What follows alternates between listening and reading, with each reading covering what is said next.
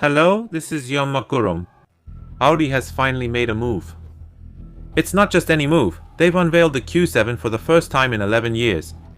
Maybe this is the kind of Audi we've been wanting to see. Back in 2015, when the second generation Q7 was released, the smartphone at the time was the iPhone 6s.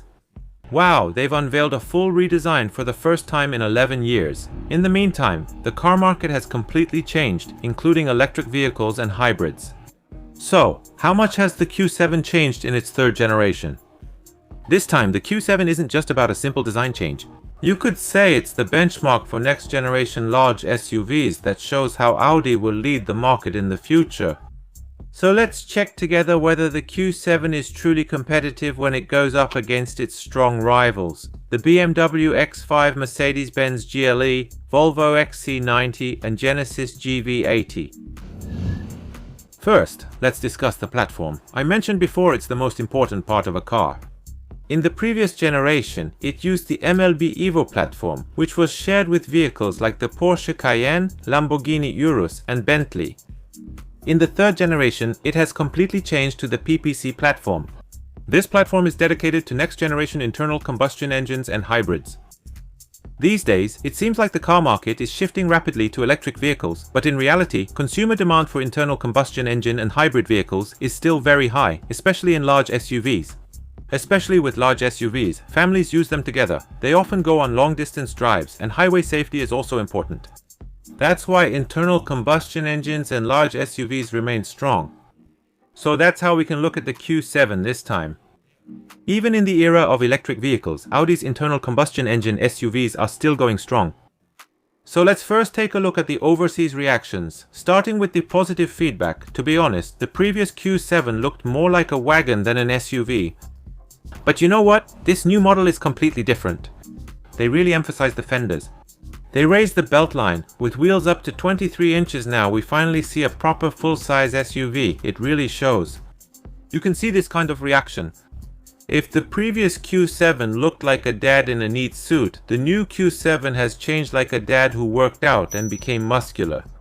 You can see this kind of reaction. There are also some disappointing reactions. It's the front design. The split-type headlamps, which were rarely seen in Audi, have been applied. The upper part is the DRL, and the lower part is the matrix LED lamp. It's not that this design is bad, but rather that it's just too common these days. It's a design you can commonly see in Hyundai, BMW, and even Chinese electric car brands. So, while it does look cool, there were some negative reactions saying that the unique, cold German vibe of Audi seems to have diminished. In fact, large SUVs cost over 100 million won. It's not enough for just the design to be good, and it's not enough for just the ride, comfort to be good either.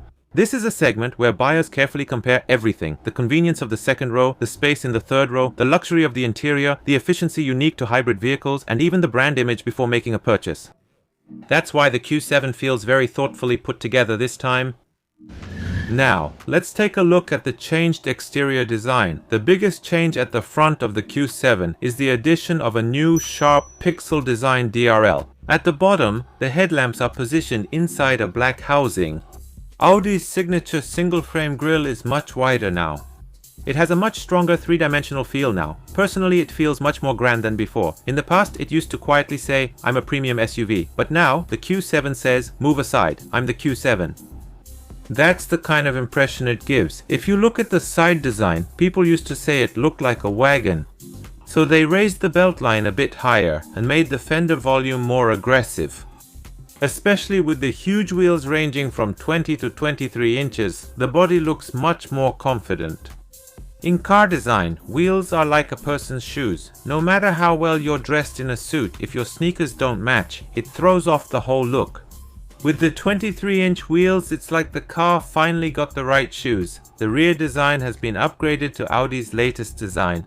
You can see the slim LED lamps connected by a long light bar stretching across the rear. At the bottom, the smoke details and real muffler tips add a sporty touch. Especially for a large SUV, it doesn't look bulky. It actually creates a pretty sleek impression. But personally, I feel it's a bit awkward, especially in this area. It even has a bit of a vibe similar to Chinese cars. The interior has really changed a lot. The key feature this time is the triple screen layout. There's an 11.9-inch digital instrument panel, a 14.5-inch central display, and a 12.3-inch display added for the passenger seat. So now, not only the driver but the front passenger is clearly catered to as well. And there's one more really important change this time. It's the 6-seater independent seats. In addition to the 5-seater and 7-seater, it's a seat structure with captain seats in the second row, arranged 2-2-2. These days, people looking for large SUVs pay the most attention to the second row space. In the past, it was the driver's space, but now it's family-centered. Especially if you have kids or are taking care of your parents, not providing independent seats in the second row can greatly affect your decision to buy. The Q7 offers independent seats in the second row, which definitely boosts its appeal as a family vehicle. Looking at the advanced features, it offers a voice assistant based on ChatGPT, wireless charging pads, well, that's pretty much a given these days. There are electric air vents, and including the internal speakers in the front seat headrests, there are a total of 22 Bang & Olufsen 4D sound system speakers installed. I really can't wait to experience the sound environment. You could call it a lounge on wheels. Let's take a look at the changed powertrain. A 2.9-litre V6 twin-turbo gasoline engine and a 3.0 V6 diesel engine combined with a 48-volt mild hybrid system are available. The transmission is an 8-speed Tiptronic. Of course, as expected, the Quattro all-wheel drive system is also provided. In particular, the diesel model, which had disappeared until recently, has been improved and is now being released. An electric compressor is provided. This technology uses a motor, not exhaust gas, to spin the turbo quickly, improving initial acceleration response. In conventional diesel cars, turbo lag caused a brief hesitation before acceleration. With this technology, the car accelerates smoothly as you press the pedal. Of course, the suspension that completes the ride quality is important, and both adaptive air suspension and sport air suspension are provided together. The sports air suspension lowers the ride height by 30 mm, adding high-speed stability and a more dynamic driving feel. The sense of luxury has also increased significantly. A smart electric door system is provided. You can easily open the door using the smart key, the My Audi app, interior buttons, or even the brake pedal. In Korea, this feature was only available on the Genesis G90, but now you can see it in full-size vehicles as well. Especially with Chinese electric cars, even mid-size models offer these features. Thanks to Chinese cars, it seems like convenience features are now being applied to even mass-market vehicles. So far, we've taken a look at the 3rd and 4th generation Q7. It seems like Audi is finally coming out with a car worth looking forward to. Let me know your thoughts in the comments. If you don't want to miss out on future content and want to receive it automatically, don't forget to subscribe to the channel and turn on notifications. Thank you. If this was helpful, please give it a like, subscribe, and turn on notifications to get accurate new car information quickly. Thank you.